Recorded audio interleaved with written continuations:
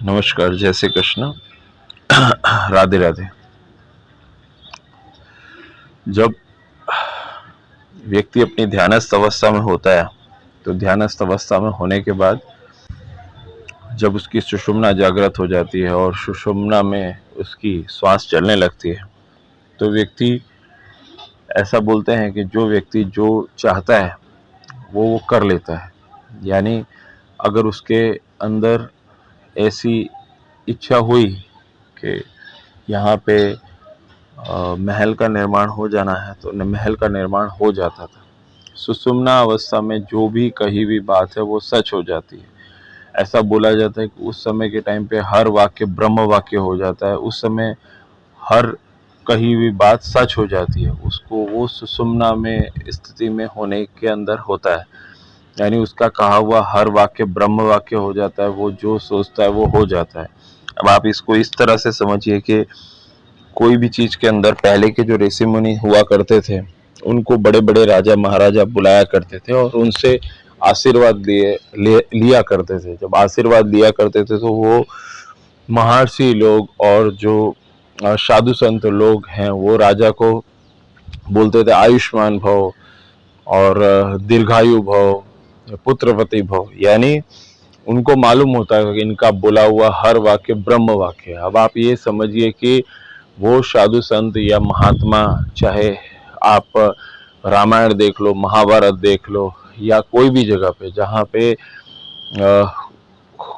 जो ऋषि मुनि के द्वारा कहा हुआ वाक्य उनसे आशीर्वाद लिया जाता है। आशीर्वाद यानी उनसे कहा हुआ हर वाक्य ब्रह्म वाक्य हो जाता है। अब आप ये बात को इस तरह से समझिए कि जैसे आपको मालूम होगा कि विश्वामित्र का एक जगह पे जिक्र आता है जिसमें विश्वामित्र ने गायत्री मंत्र की स्थापना की और गायत्री मंत्र का निर्माण किया, ऐसा कहा जाता है। और विश्वामित्र जो थे वो बहुत बड़े तपस्वी थे।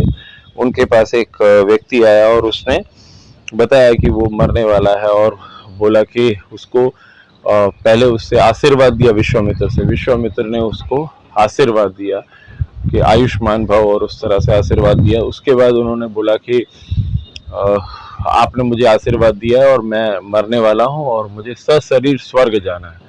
अब आप ये समझिए कि विश्वामित्र एक ब्रह्म ऋषि थे, उनके द्वारा कहा हुआ वाक्य सच होना चाहिए। तो सच होना चाहिए तो उन्होंने ये बोला कि उनको सशरीर स्वर्ग जाना। विश्वामित्र ने योग बल से और कोशिश करके उसको सशरीर स्वर्ग भेजा। उसके बाद ब्रह्मा जी ने उनको कहा कि तुमने सृष्टि के विरुद्ध काम किया है, सशरीर कोई स्वर्ग नहीं जा सकता। तो विश्वामित्र ने उसके लिए एक दूसरे स्वर्ग का निर्माण किया और दूसरे स्वर्ग का निर्माण किया। बोले अब ये स्वर्ग के तुम ही इंद्र हो और ये स्वर्ग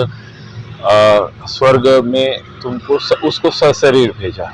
तो ये जो बातें हैं, ये जो चीजें हैं, वो चीज के अंदर ऋषि द्वारा कहा हुआ हर वाक्य ब्रह्म वाक्य। तो ऋषि द्वारा कहा हुआ हर वाक्य ब्रह्म वाक्य, तो उन्होंने जो कहा वो उनके द्वारा कहा हुआ हर वाक्य ब्रह्म वाक्य क्यों हुआ? क्योंकि वो उनकी उस समय सुषुम्ना चलती होती है। सुषुम्ना की अवस्था में कहा हुआ हर वाक्य सच हो जाता है। ब्रह्मांड में जो सब जगह वायु फैली हुई है और उसके अंदर ब्रह्मांड की सारी शक्तियां उस चीज को पूरा करने के लिए कोशिश करती हैं और वो वाक्य सच हो जाता है। अब आप ये समझिए कि जो सुषुम्ना है, ईड़ा है, पिंगला है, सुषुम्ना है, पर सुषुम्ना अवस्था में कही हुई हर बात सच हो जाती है। सुषुम्ना अवस्था या सुषुम्ना में जो श्वास चलती है वो ईड़ा और पिंगला के अलावा सुषुम्ना में से श्वास चलने लग जाती है। सुषुम्ना की जो योग अवस्था होती है उसके अंदर वो सांसों की गति को धीमा कर सकते हैं, सांसों को इस तरह से धीमा कर सकते हैं कि हार्ट की बीट, जो हृदय की धड़कन है, वो भी एकदम धीमी हो जाती है। व्यक्ति मृतप्राय हो जाता है। जैसे किसी योगी संत महात्मा को बोला जाता है कि वो समाधि की अवस्था में, यानी उन्होंने श्वास को इस लेवल तक पहुंचा दिया है कि हृदय की गति बिल्कुल धीमी की हृदय की गति ही नहीं है और वो चीज के अंदर फिर भी वो एकदम ऐसे रहते हैं कि समाधिस्थ हो जाते हैं, मालूम ही नहीं पड़ता है कि उनकी हृदय की धड़कन चल रही है। तो वो सुषुम्ना की अवस्था में आता है, जिसको कहते हैं जीव को अपने सहस्रार पर चढ़ा लेना। कि जिसकी वजह से उनकी मृत्यु ही नहीं आती है। कितने साधु संत है वो 500-500 साल, 800-800 साल वो जीवित रहते हैं।